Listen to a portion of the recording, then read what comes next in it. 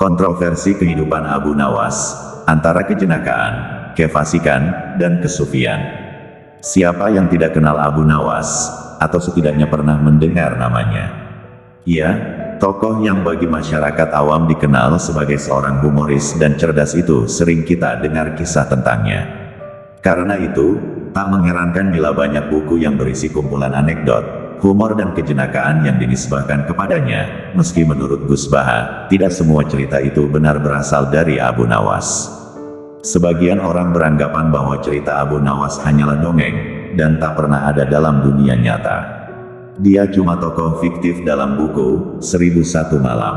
Padahal Abu Nawas adalah tokoh nyata, yang benar-benar pernah ada, dengan berbagai kontroversi tentang kehidupan pribadinya.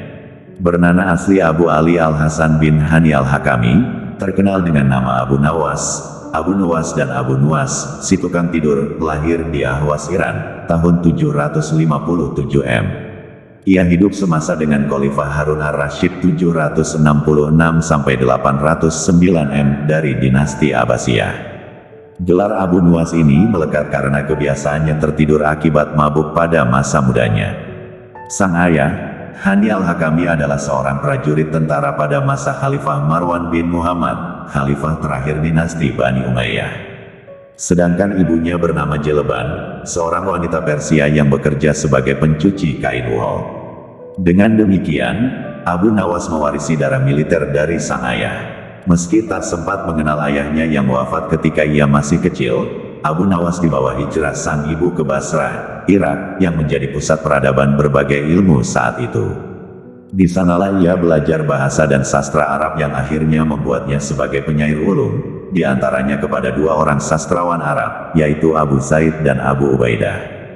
Di samping itu, ia juga belajar ilmu agama, seperti ilmu hadis kepada Abdul Walid bin Ziyad, Mutamir bin Sulaiman, Yahya bin Said Al-Katan, dan Azhar bin Sa'd As-Saman, serta belajar Al-Quran kepada Yakub Al-Hadrami, yang pada akhir hayatnya membuatnya dikenal sebagai ulama sufi. Ketenaran nama Abu Nawas berawal dari pertemuannya dengan penyair dari Kufah, Walibah bin Habab Al-Asadi, telah memperhalus gaya bahasanya dan membawanya ke puncak kesusastraan Arab. Walibah sangat tertarik pada bakat Abu Nawas yang kemudian membawanya kembali ke Ahwas, lalu ke Kufah. Kemudian ia pindah ke Baghdad. Di pusat peradaban dinasti Abbasiyah inilah ia berkumpul dengan para penyair. Berkat kehebatannya menulis syair, Abu Nawas dapat berkenalan dengan para bangsawan, khususnya dengan Khalifah Harun al-Rasyid, yang akhirnya menjadikan Abu Nawas sebagai penyair istana. Di puncak ketenarannya inilah Abu Nawas banyak mendapat fitnah. Di antaranya ia dikatakan suka mabuk-mabukan, musik dan dansa, berfoya-foya, main perempuan, dan penyuka anak-anak laki-laki yang ganteng, sindik, dan berbagai kemaksiatan lainnya.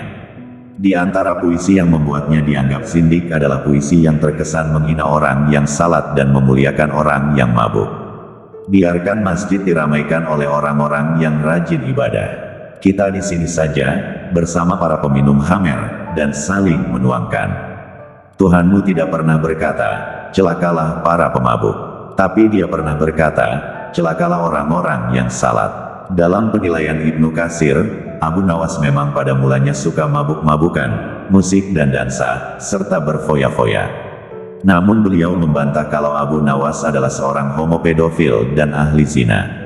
Karena itulah, di kalangan ahli fikih, Abu Nawas dicap sebagai ahli maksiat fasik, sehingga diriwayatkan Imam Syafi'i sempat enggan menyalatkan jenazah Abu Nawas, sebelum ia mengetahui bahwa Abu Nawas adalah seorang tokoh sufi, setelah bertobat dari kefasikannya melalui syair-syair sufistik yang ditulisnya beberapa tahun sebelum kematiannya. Diriwayatkan, ketika Abu Nawas wafat, Imam Syafi'i tidak mau menyalatkan jenazahnya. Namun, ketika di kantong baju Abu Nawas ditemukan secarik kertas bertuliskan syair berikut ini. Wahai Tuhanku, dosa-dosaku terlalu besar dan banyak, tapi aku tahu bahwa ampunanmu lebih besar. Jika hanya orang baik yang boleh berharap kepadamu, kepada siapa pelaku maksiat akan berlindung dan memohon ampunan. Aku berdoa kepadamu, seperti yang kau perintahkan, dengan segala kerendahan dan kehinaanku. Jika kau tampik tanganku, lantas siapa yang memiliki kasih sayang? Hanya harapan yang ada padaku ketika aku berhubungan denganmu dan keindahan ampunanmu dan aku pasrah setelah ini.